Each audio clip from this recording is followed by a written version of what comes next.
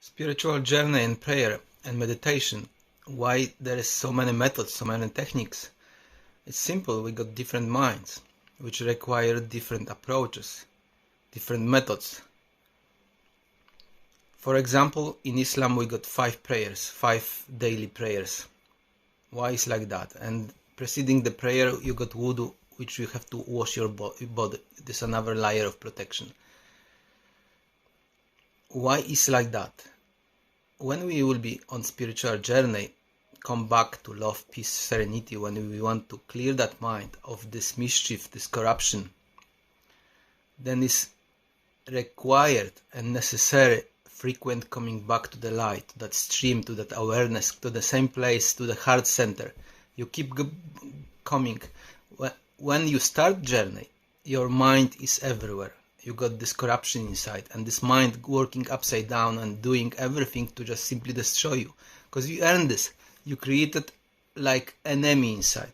When you took part in those, when you listen to Satan, egoic mind, and you blindly, unconsciously, without measure, use things from that world, use people, abuse yourself, abuse system, then that mind will become like your enemy inside. It start being dysfunctional. It start functioning. It's like machine which is completely overclocked. So you will need to use different techniques to just bring that mind back to heart. And in that mind in that heart will be like melted in that core, super core.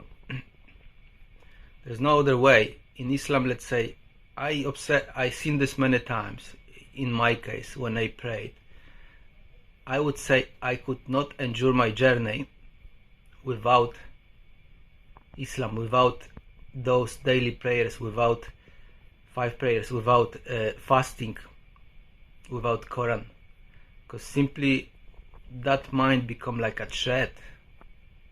It invoke those events, experiences, and what was recorded there, want to play the same game over and over and over, the same tape. So if I recorded lots of anger, I seen the anger around, and angry people which react to me in angry way, destructive way. That's how it goes. When we are stupid people, and we took part in those, and we engage in those, then we're recording those imprints inside, those sins, and later on they play in our head, and we only playing that sad, bad, dreadful story inside of our head. So religions are designed to dismantle that mind and bring back to source, bring back to peace. Because when mind is full of those, thought after thought, different distorted energies, different entities inside, you cannot have peace. You're living that horror in the mind, that bad story. So in Islam it's 5 prayers. Every few hours you have another prayer. You just simply keep your mindset in state of purity, not allowing this mind to chatter and put that instruction, so you are involved in very dreadful things. You're what you are at the moment. So if you recorded this stuff inside, then you most likely will be reacting to that stuff and acting with that stuff. You will be simply that. You will be nasty person to others and to yourself quite often, depending what we do. That's not only anger. There is so many things we can abuse ourselves, different substances, different behaviors, so many things. List is endless. And simply there is law created like by so-called God, Allah. There is law in this universe that certain things are permitted, certain things not. They carry with itself negative energy, like broken energy, and if you inject that broken energy, you will have to leave that. And this broken energy, that negative thought process, negative energy, will cause in you illnesses, will cause in you different horrific behaviors. You will be not predictable. You will be dysfunctional simply, like computer system with viruses. And why different religions have different methods? Not because there must be different approach to those kind of complexities of the minds. What work for one may not work for another. In Islam it is beautifully constructed, because every 5 hours, 4 or 5 hours, you got another prayer. So you keep coming back to that. You train yourself to keep coming back to that root, to that silence, to that peace in you, to that heart center. You keep coming back, keep coming back. That mind, like a monkey raging around, want to jump here and there, but you keep bringing this inside.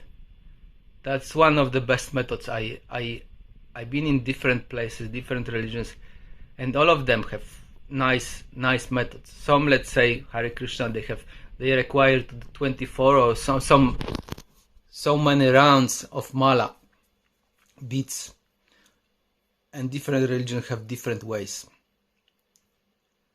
But I practice Islam, and Islam actually bring that mind from astray, because we went astray, we're going astray when we using and abusing those things.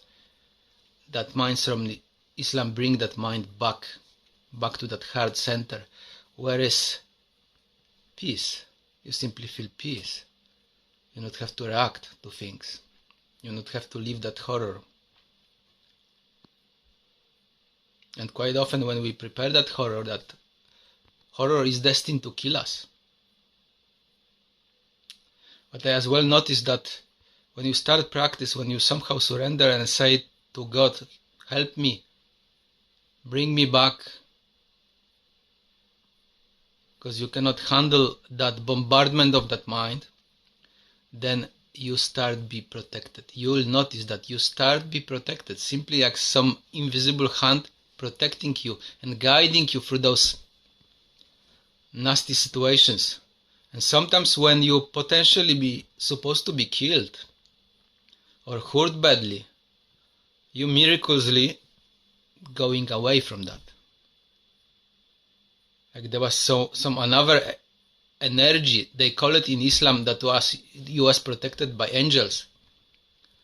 5,000 agents or something like that was behind you when something like that happened, when you had clash with negative energy, with negative entity, whatever it was, in form of people or in form of experience. Like let's say today, I meant to be drove by car. I woke suddenly, I don't know why I did this. I took the phone, started looking the phone, and on the red light, I wanted to cross the zebra. And suddenly car stopped. Didn't hit me. I look at man, he look at me, I say sorry to him. I knew I done something stupid. I don't know why I did this. But why it didn't happen to me? I supposed to be hurt badly, but I didn't. Nothing touched me.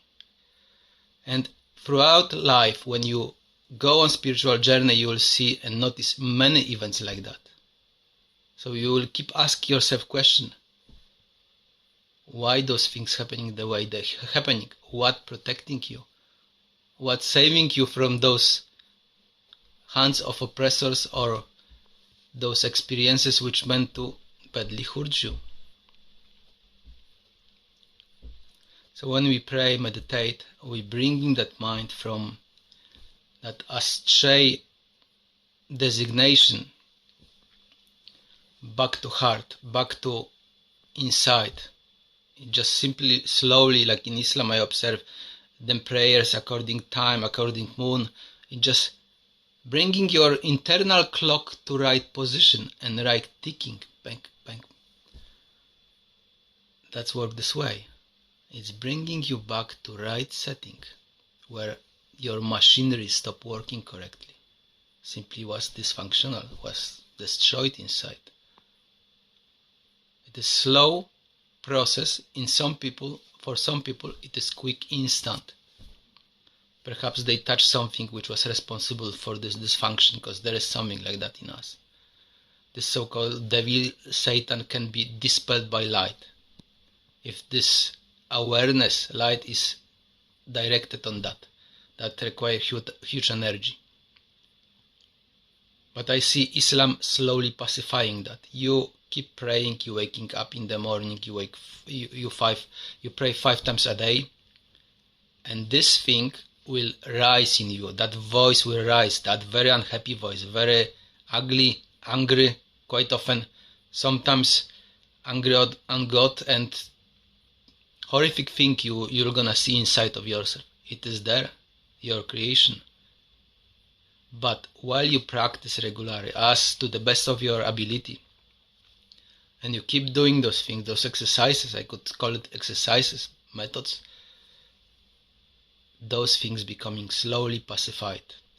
So you'll slowly have more compassion, more peace, more love, and finally you start appreciating what you have and how you feel. Because generally, when you have all those madnesses inside, you could not appreciate. You are ungrateful. You are very ugly inside, and that ugliness inside reflects outside. You are ugly as well on the face, expression on the face. Your body have no energy. You are deprived. That very low energies are inside. That's complex machinery we got inside, and if we abuse it due to our unconsciousness, then only chaos awaits us, only sorrow awaits us. But once this becomes purer and purer and clearer, you will start tasting life the way you always dreamed and wanted, because only joy comes from that, from emptiness of your mind. Actually emptiness, when all this is like pacified and empty, you're not experiencing from that side any strain anymore. You're just accepting what is, and you like what is. That peace is all what we need, and love. All we need is really love. Love comes from that peace, when your mind not reacting to you, when it's pacified. And by whom it is pacified? I've got only one answer. Allah, God, existence, pacifying this. That's not you. Existence brings you those experiences. And in due course on that journey you'll notice all of this is by existence. To just teach you lessons. But they are very painful and costly lessons. Salam alaikum.